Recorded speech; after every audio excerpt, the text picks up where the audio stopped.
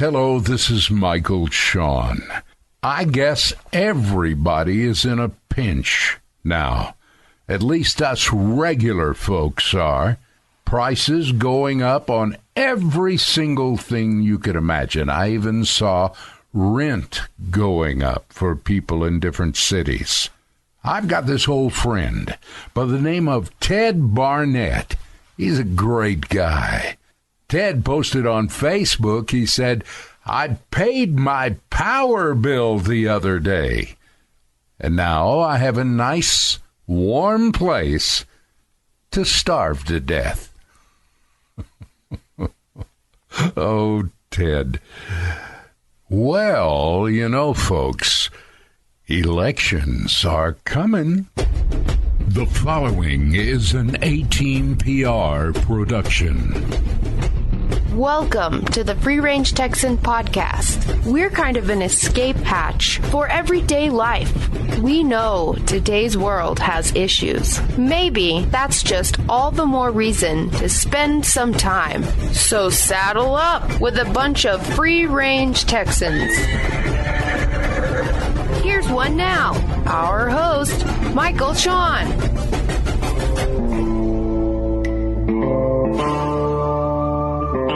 Howdy, y'all. Welcome to the opening credits of Taking Care of Business for episode 68. Oh, man, what a show we've got lined up for you. Junior Vasquez is going to be on our show. Now, if you're from West Texas, you already know who that is because everybody around this neck of the woods literally grew up with Junior Vasquez. We have enormous amounts of radio and television advertising produced by Junior as he's produced jingles in this area, over 100 jingles in our area here. And we also have lots of great music.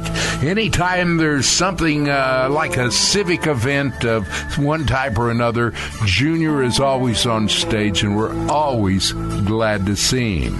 He is our friend, and it's about time we got him on the Free Range Texan podcast. So he'll be joining us on the Free Range Talent File. Foxy the Wonder Dog is back in action. I'm telling you, she's got that look. You know, the look where her eye is focused on the horizon. We feel safe here under the watchful eye of Foxy the Wonder Dog. Also, another look on her face. She could eat a little something. And finally, once again, we'll take a walk down to Michael Shawn's Campfire. We'll take a special look at the nighttime Texas sky. So I guess the only thing left to do here is saddle up and get ready to ride.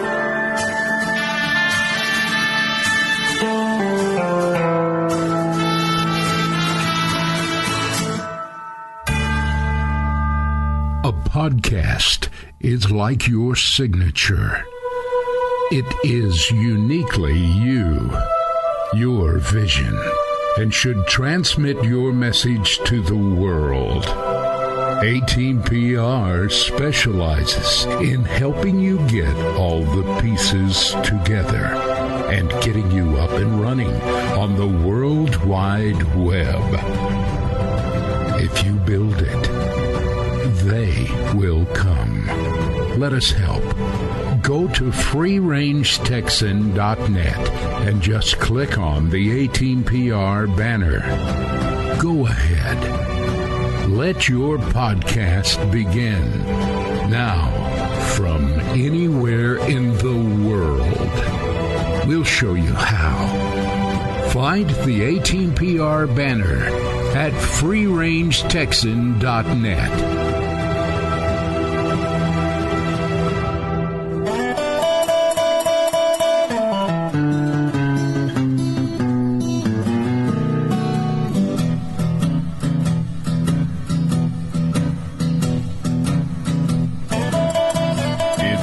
Time now for another segment of the Free Range Talent File.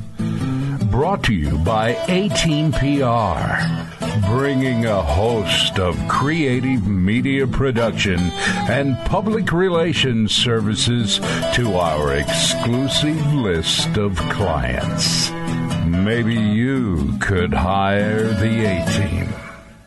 And now, here's the next segment of the Free Range Talent File. Well, here's an old friend of mine, Junior Vasquez, and his song, Blue, on the Free Range Texan podcast. The sun is setting and the moon is rising. I've been looking for you. I left the gate open, I do regret it. I've been looking for you. Been a friend and a confidant. Oh, I've been looking for you. Say that a dog is a man's best friend. Oh, I've been looking for you. Can't you hear me calling you? Can't you hear me whistling blue? Oh, I've been looking for you. Looking for you. I've been looking for you. Looking for you. I've been looking for you. I found a photo when you were a pup. Oh, I've been looking for you. Floppy ears, I knew they'd stand up. I've been looking for you. Chasing Smokey across the yard. Oh, I've been looking for you. Tattered chew bone still on the sidewalk. I've been looking for you. Can't you hear me calling you? Can't you hear me whistling blue? Oh, I've been looking for you. Looking for you. I've been looking for you. Looking for you. I've been looking for you. I know that I could replace you, but there'll never be another blue.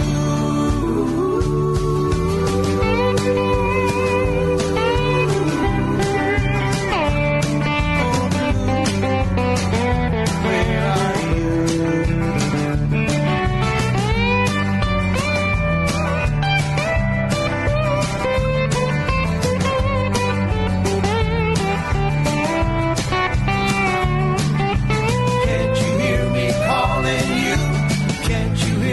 Whistling blue. Oh, I've been looking for you. Looking for you. I've been looking for you. Looking for you. I've been looking for you. Oh, blue. Where are you? Been looking for you. Oh, blue. Been looking for you. Where are you? I've been looking for you, been looking for you. Come here, boy, looking for you. Where are you, Blue? I miss you, boy. Been looking for you. Oh, there you are. Welcome home, Blue. And that's the song they call Blue by our friend Junior Vasquez. Junior, welcome to the Free Range Texan podcast, man. Well, thanks. Do I call you Michael or Mike, or what do you prefer? Well, just as long as you call me for supper, Junior. Michael Shawn is what I'm doing the show under. Yeah, so Michael. All right, sounds awesome. I've just known you too long, man, and so I just, Oh, I know. But I said only too long. I shouldn't say too long. I've known you as long as we need to be known. Well, and continue to know you. Here's the thing. You and I have not been close friends, but we have been part of a community together. Right. So I've always been aware of you, and maybe from time to time you might have been aware of me. Oh, yes, of course. Who doesn't know Michael Deere? That's all right. You can say it. It's done. Bad word. No. No. We did Michael D. S. No. So the listeners will know what we're talking about. I'm from a long-time Lubbock, Texas family. We are and were and have always been the Deerdorfs. Right. And my name is Michael Shawn Deerdorf, and so for a pen name and an air name and the things I produce it as Michael Shawn. But I love it. Yeah, add to that confusion was for 32 years I used another name, and that name is Rowdy Yates. And someday we'll just need to do a whole show on that. The day I let go of Rowdy Yates, and Rowdy's put away for a minute. Put him on the shelf. That's got a story of its own, I'll tell you that. But man, Junior, it is good to have an old acquaintance and a good friend on the show. And we're glad you're here, man. Me too, man. Thanks for inviting me. I appreciate the invite. I know you invited me a while back, and and then one thing, as they say, led to another, and your card got shuffled and lost, and your business card. People tell me that all the time. They say, "Man, I lost your card." You know what? There's some truth. I think the majority of us are telling the truth. Now there may be some that are fibbing. And another thing too, when you are what we call a local, you are regionally known. People over a large area are familiar with you and your work, and in different aspects of the recording business too, and we're going to talk about that. But when you have known somebody, as long as you and I have known each other, then you kind of get on the air and you just have a tendency to kind of shoot the bull, as they exactly. say. So I understand. So let's get down to business. In other words, no. Well, I did notice something about you. One of the first things that I ask a lot of people is, so where did it all start for you? And I saw this thing about this group that was sending shockwaves through radio, broadcast, and entertainment community back in the early 60s called the Young Rebels. Oh, to have a picture of that. Oh my God. And I was, and then let me tell you just a little bit real quick, and you can continue with your question. But that just triggered something. The Young Rebels, that was the first band that I fronted, and I was in the 6th grade. And I was at Roosevelt, Lubbock Roosevelt. And, of course, everybody knows Roosevelt as the home of the Maines brothers, Kenny Maines, Lloyd Maines, and those guys. And I went to school there my 5th and 6th grade year. And at that time, I did not know any of the Maines brothers. None of Donnie was a couple years underneath me, and I think Kenny was about 2 or 3 years. But anyway, and now, a full circle thing. I have 2 of my grandchildren that are going to school at Roosevelt. Oh. So I was there Sunday, to watch to watch my 2 of my grandkids practice for basketball. I mean, they're in the 2nd and 4th grade. And so anyway, so I was there. I was thinking, man, I went and walked all the way across the hallway there from the old gym, because they were practicing in the gym that I used to play in. Yeah, and hang around with when I was a kid. Yeah. and so I strolled down to the auditorium, and I looked in the auditorium, and that was the auditorium that the Young Rebels debuted they did their debut, and their one and only gig was right there, doing some kind of an assembly. And I thought to myself, man, I wish, and I wondered if there are maybe some pictures in some of those old annuals. And of course the school was closed, but I intend now to go there, see if maybe, they have some of those annuals from it was either 66 or 67. I would have been 10 or 11 years old when I was in the 6th grade. I was born in 56, so I'm thinking 66, 67. So, and you said something about, we could see that or a picture, and I might have a picture somewhere. Well, now you actually started the Young Rebels when you were 11 years old. At least, right. According to my printed material. No, that's right. I was 6 years. I was in the 6th grade, huh? Man. That's crazy. It is. That's wild. And to think about all those days and all those times that begin to form you as not only an entertainer, but a songwriter and a recording artist, and jingles. Gee whiz. You know, Junior, I thought that myself and the people I was involved with produced more jingles than I could remember. Because people in our industry so often realize that at a certain age, you follow the money trail, and the money trail will always lead to advertising. Right.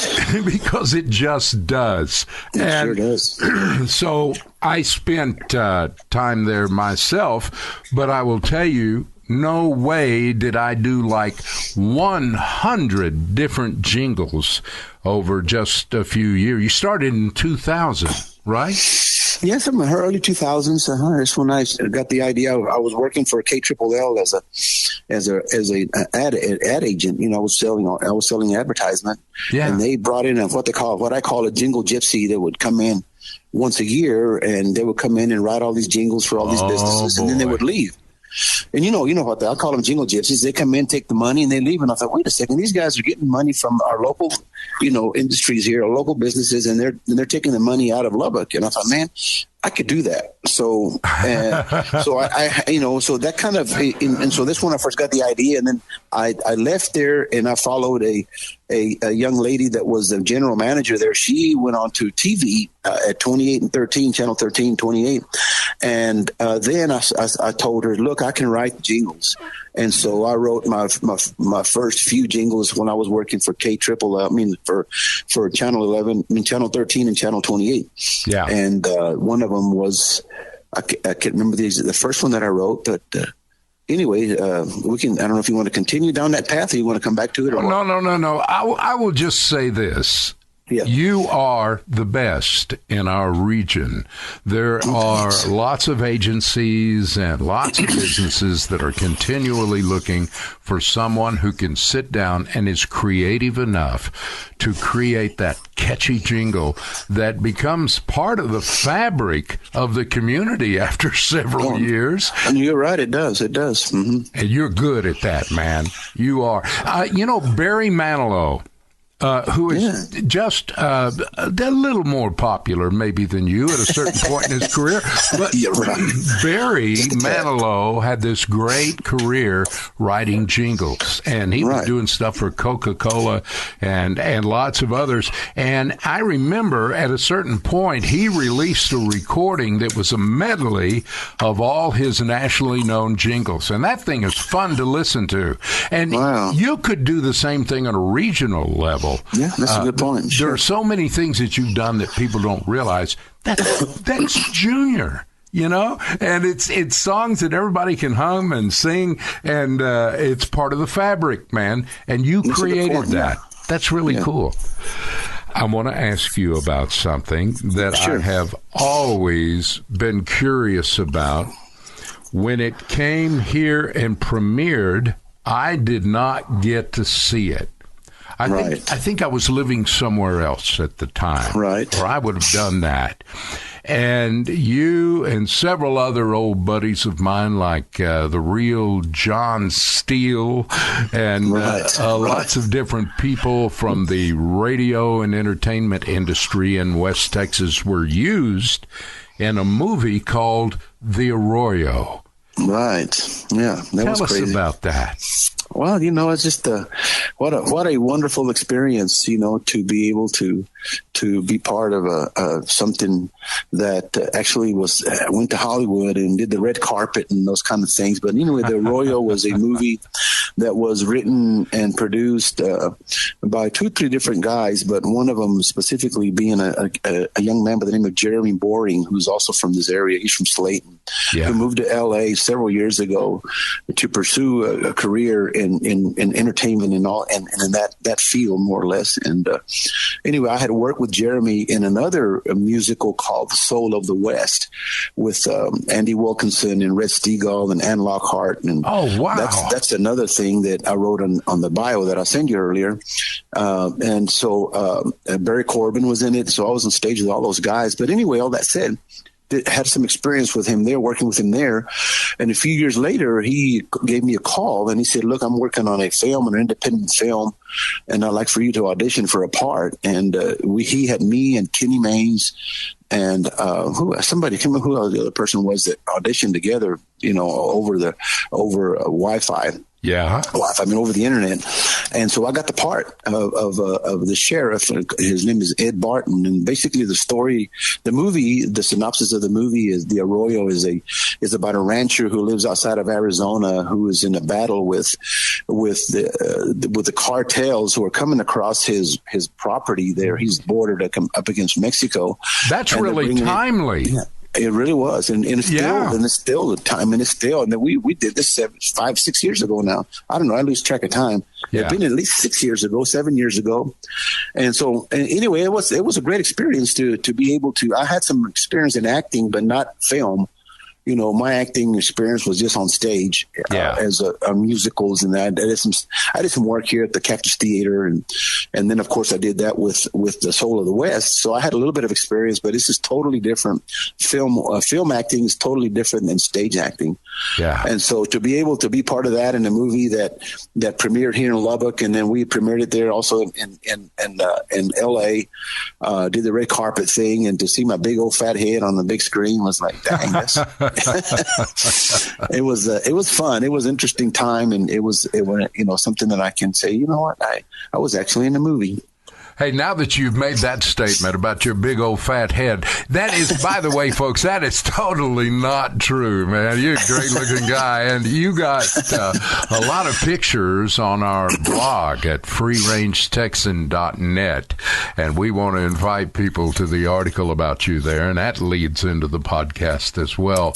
But and we were combing through some videos of you and seeing if there was some other stuff we could add to that. I think they're still working on that back there right now. But okay, cool. Okay, so for people who would like to see that movie that didn't catch it the first time around, how would be the best way to follow up and do that? Well, you cannot buy a DVD any longer, but you can just just Google The Arroyo.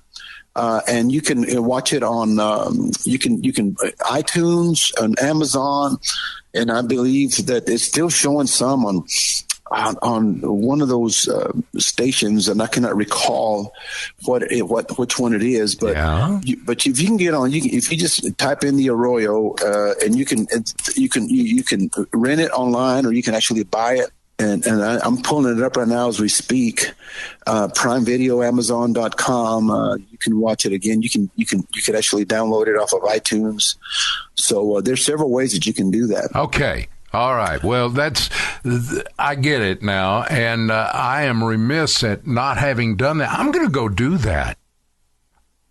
Junior, let me ask you about 2:00 in the afternoon. What's the backstory on that song? And and it's funny you ask that, because every single song that has ever been written has a backstory, and that particular song I wrote several years ago when my oldest daughter was going to get married, and so myself, my wife, her, and my mother-in-law, we took a trip to Dallas. And they were going to go up there shopping and doing some things. And so we stayed in a hotel. Yeah. And so I stayed in the hotel room, and they went out shopping because, of course, I didn't want to go shopping with them. And so I get it. Yeah. And so and for the most part, whenever I go somewhere, and it's kind of those kind of trips, whether it be vacations and so forth or something like that, I always take my guitar with me. Yeah. Especially if I'm going to be in a hotel room. So my guitar was with me. They left and realized that I had left my billfold in the car, so I didn't have. I was getting kind of hungry and wanted to get something to eat. And so, okay. So I was sitting there by the door. I was sitting there and thinking, man, I wonder when they're coming back. And I looked at my watch, and it was 2:00 in the afternoon. I'm thinking, golly, how long are they going to be? And I'm thinking, maybe when I hear that car door slam outside the door, I know that they're here. And so those thoughts were going through them. So I just was, picking on my guitar, and I started just finger picking this little intro thing, and just kind of I call them ditties. I have several ditties like that on my phone and everywhere else where I just write little musical ditties, I call them, and they some of them become songs, some of them don't. Yeah. And so anyway, so I just was starting that, and I just started picking that little thing, and I started thinking, man, it's 2:00 in the afternoon. I'm waiting by the door, and I'm hoping to hear that car door slam. And then, of course, I made it into a love song, but I was just thinking, man, y'all hurry up and get home because I'm hungry.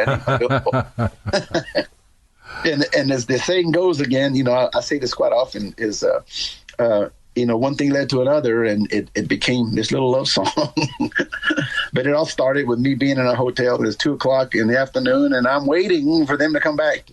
Nothing romantic about that. It's just and a song was born. Exactly. That is a great thing about a songwriter, and you never know, and then poof, there it is. That's just cool, Junior. That's a lot of times that's how my songs work.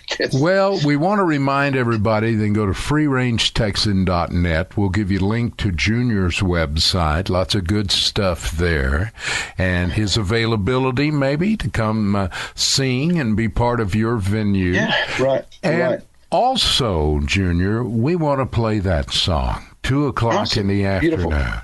That'd be great. Thank you, brother, for being on our podcast, man. My pleasure, Michael. It's good to hear from you, man, and looking forward to seeing you again. And keep up the good work. Keep up the good work. I've gone online and listened to some of the other interviews you've had on there, and I've enjoyed every single one of them. And you're doing a good thing in promoting and providing a place for us crazy singer-songwriters, whether we be young or whether we be old. You're covering the whole spectrum, and we do appreciate you. Don't forget about us old guys. We're still. I think we're still part of the process, man. So. Well, Junior, thank you. And those are very kind words, by the way. That's sweet of you to say, brother. And yes, here he is, folks, Junior Vasquez, our friend on the Free Range Texan podcast with his song, 2:00 in the afternoon. It's 2:00 in the afternoon. I'm waiting by the door, hoping to hear that car door slam and hear you say that you want more of the love that we had. One more chance is all I ask. All I ask, all I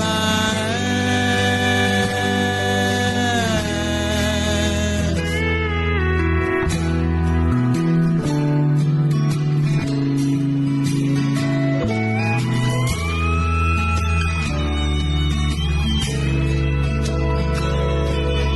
20 years of laughter and tears.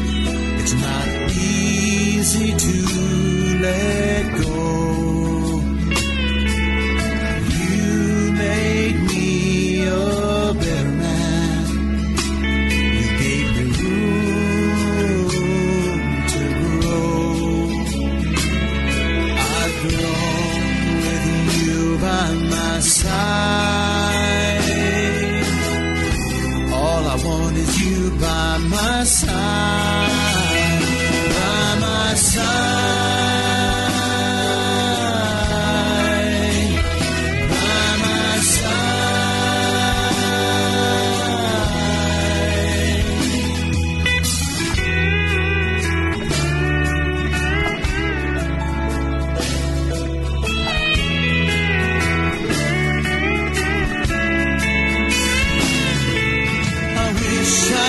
take back the things that I said.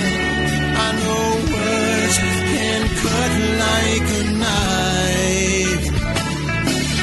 Please don't forget the promises we made. Let's keep those memories alive.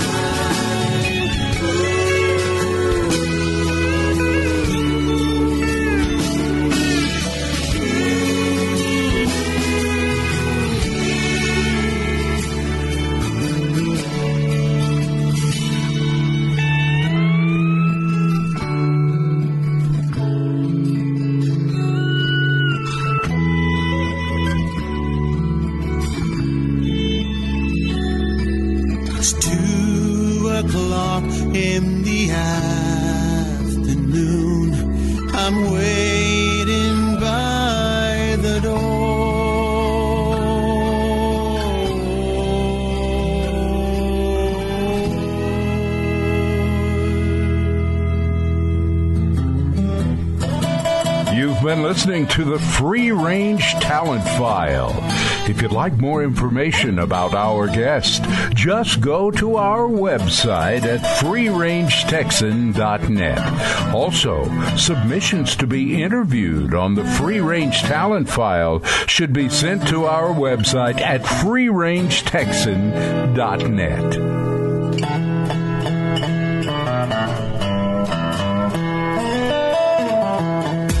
Not your average little podcast from Texas.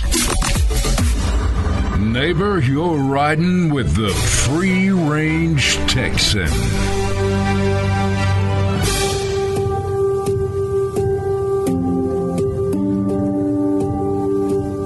Hello, this is Michael Shawn. This Campfire story is inspired by a book titled True Tales of the Texas Frontier. Pour yourself a cup of that cowboy coffee over there and pull up a lawn chair. Take a look at the night sky. On July 5th, 1054, ancient people gazed nervously at a bright star in the night sky.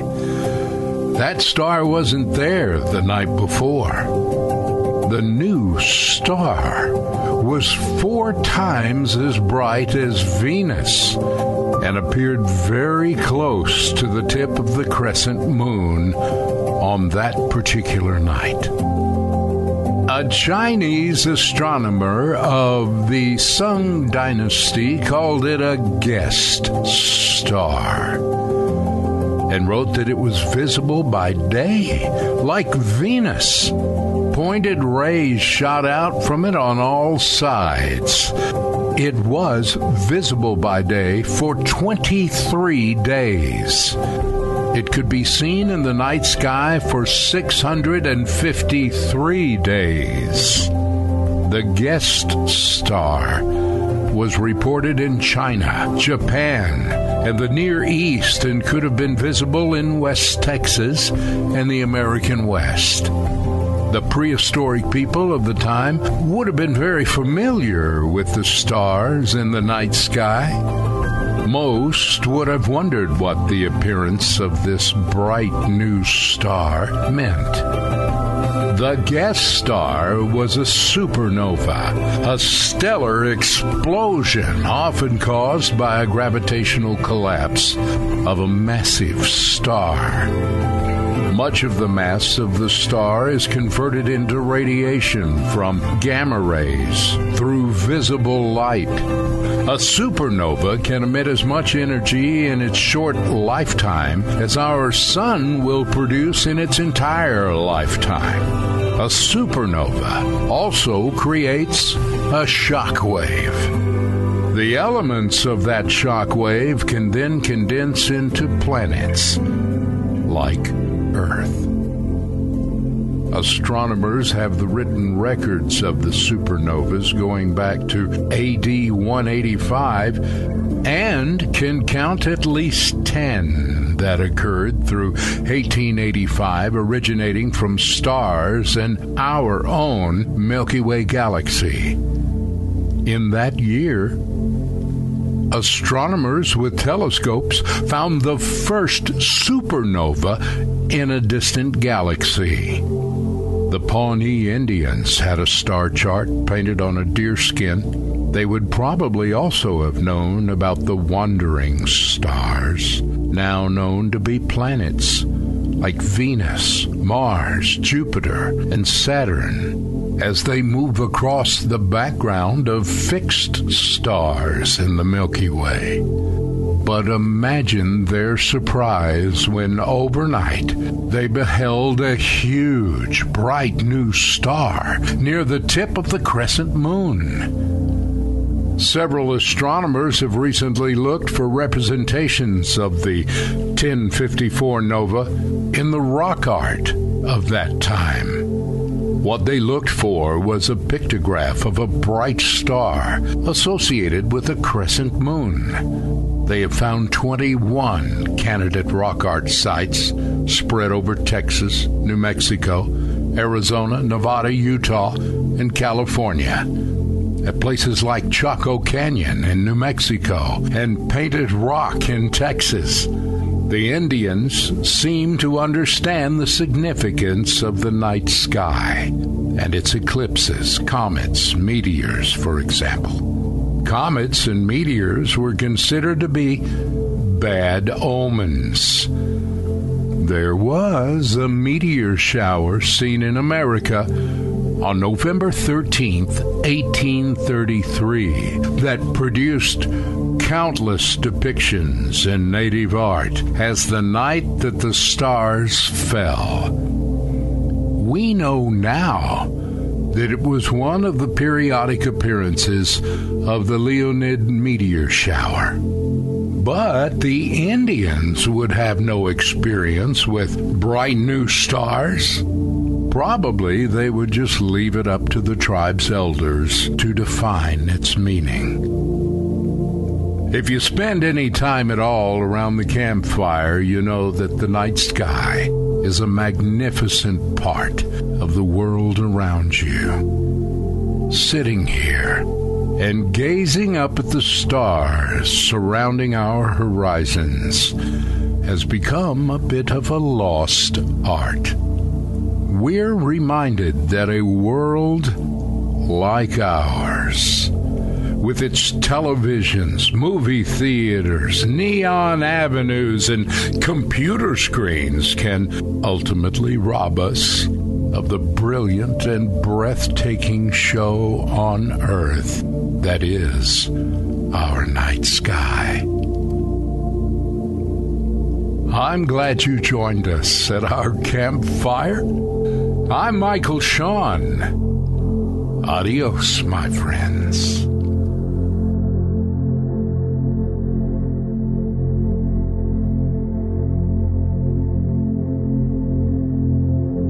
Are you thinking about producing a podcast? You need a partner that listens.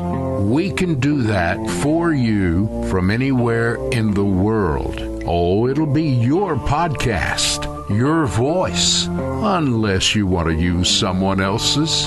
If you're thinking about producing a podcast, go to freerangetexan.net and then click on the 18PR banner. We should talk.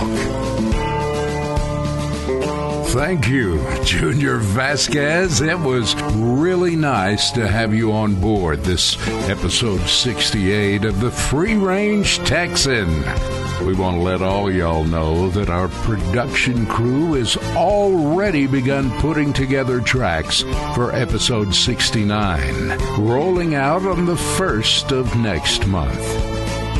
And as always, please subscribe to our podcast, whether you're listening on any of all of the podcast purveyors worldwide or YouTube. It helps. And then finally, there's that complete group of folks that we literally love and appreciate. That would be you, our listeners. Y'all are the reason why. And this is where I say, Foxy, get in the pickup. She's a good dog.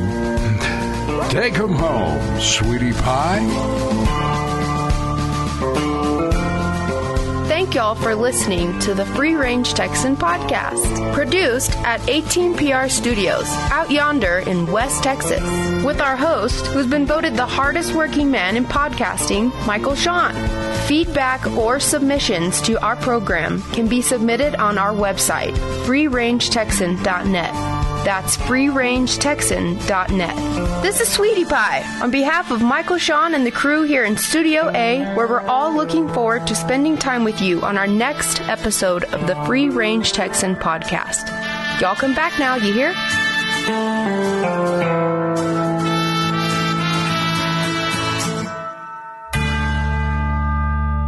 An 18PR production. End transmission. That's all. Can we go now, Dad?